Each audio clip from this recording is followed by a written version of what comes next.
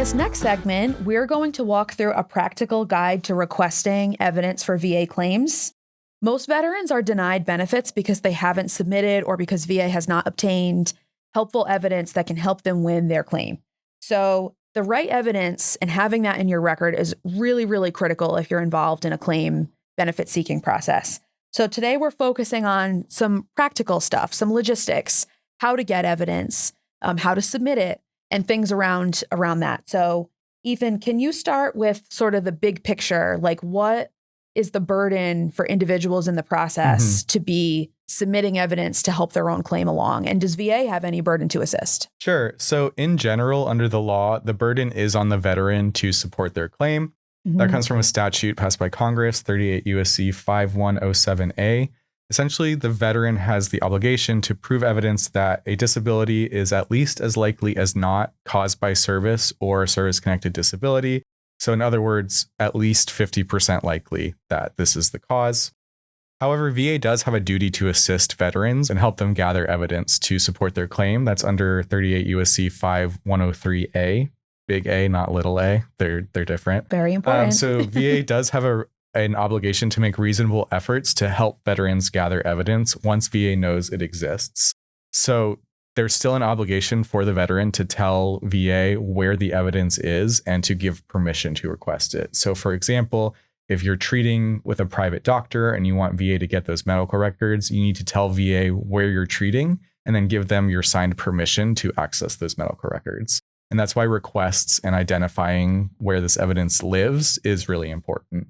A strong claim usually involves multiple types of evidence. So your records from service, your current medical records, and also lay statements from yourself or family or friends that kind of describe your symptoms and the history of your condition.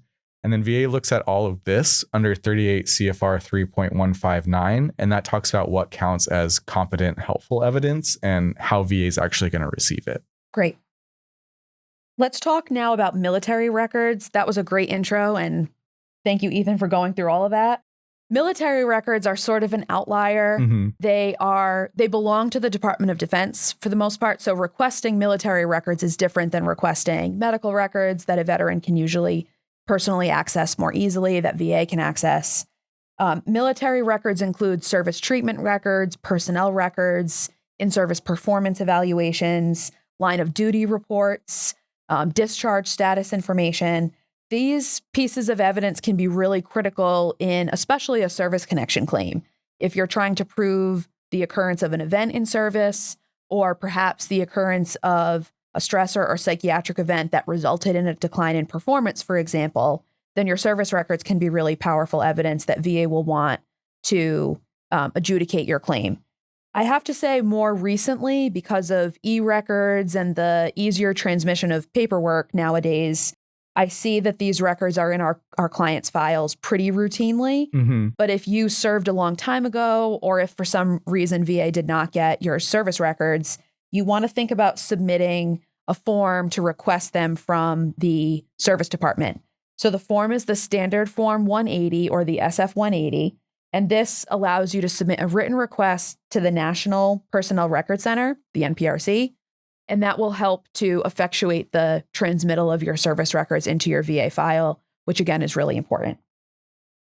So next up is private medical records. So VA can't automatically get medical records from civilian doctors or hospitals or clinics without your permission due to medical privacy laws. So if you're treating at a non-VA facility, you need to authorize VA to request those records. You're going to do that through VA Form 4142 and 4142A, and identify where you're getting treatment and then give them your signature so they can request these. Our practical tip, though, is don't just rely on VA to get this evidence. A lot of times the treatment providers might not respond to a request from VA. They might send incomplete records. You might get better results by actually calling your treatment provider directly and asking for your complete treatment notes, not just a summary or not just a small portion of it. And then make sure you request the records for a really broad period of time. You might zero in on a specific year, but the broader the request, the more records they might be able to turn over. A good phrase or a good way to ask your treatment provider is, I need complete medical records, including your office notes, your testing, and physician assessments for a VA disability claim purposes. Again, VA does have to make some reasonable efforts to help you get those under 38 CFR 3.159C1. But incomplete records are a pretty common problem that we see, or providers just not responding to requests from VA. So we always recommend, if you can, call the treatment provider and ask them for those records. Totally agree.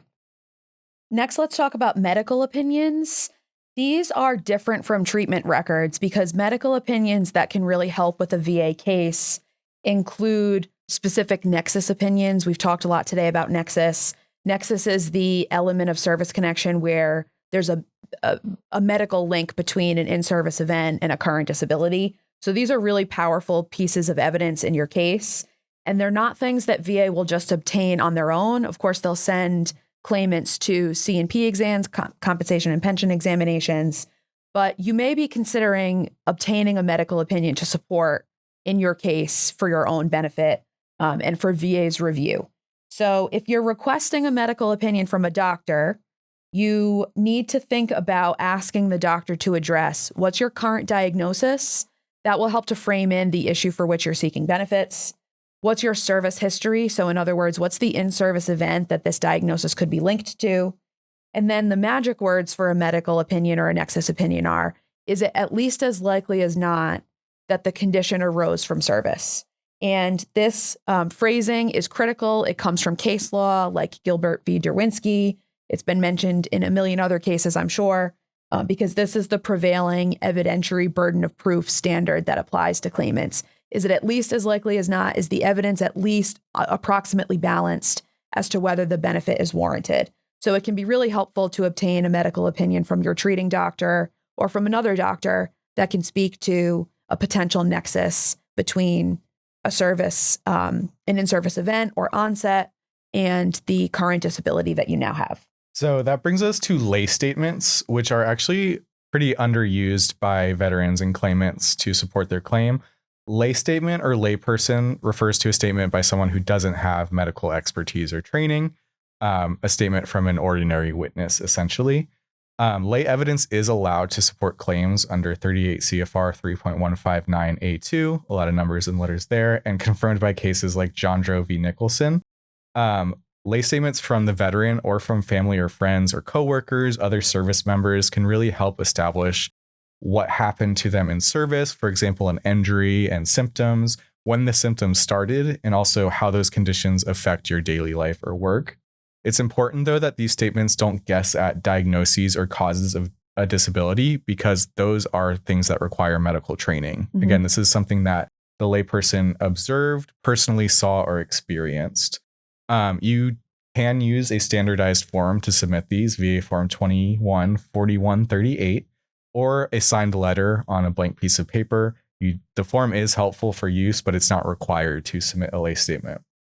And kind of the good guide to lay witnesses or lay statements is focus on how you know the veteran, what you observed, when you observed it, and how often. So a statement about PTSD would focus on when the symptoms began, how severe they are, and what you see from the veteran, how they behave, and what you encounter.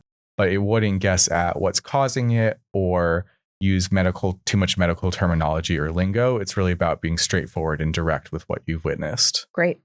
All super helpful. And we'll close with some practical advice about following up on outstanding requests for records. So we've talked about a lot of different ways to procure evidence that's useful in your case. But as Ethan mentioned, and I think maybe I mentioned it too, we can't just rely on VA to finish the drill and carry the ball and get it all done. You want to be playing an active role in the acquisition of records that will help your case. So as Ethan mentioned before, sometimes VA will be seeking treatment records, for example, and a provider just won't send them to VA. You want to be following up on these requests, maybe nudging your provider along. Hey, VA is going to be reaching out. Please send my file. Or can I please have a copy of my file so that I can send it to VA? Just think about keeping the records in your hands if you can. Obtaining copies of whatever is being submitted in your file can be really helpful. If VA cannot find records or they can't obtain them from the source that they're requesting them from, They're required to issue a formal finding of unavailability. That comes into play more, I feel like, with service records, because if the service department cannot find your service records, then that's a pretty rare event, but it does happen. And in those instances, you want to be aware of when VA is making those findings. You want an opportunity to respond. And you want to ask VA, is there any other alternative evidence that would satisfy this request? So just thinking practically, keep copies yourself of whatever you can. Sometimes submitting things to VA will just get the job done more quickly. And also be paying attention to those follow-up notices that VA is sending. You'll get copies of them in the mail, and they can be a good tip for you that maybe they're not able to obtain something from a provider. And then that's a cue for you to step in and maybe help things along. Great. Thanks, Ethan. Thanks, we hope Mara. that this was helpful.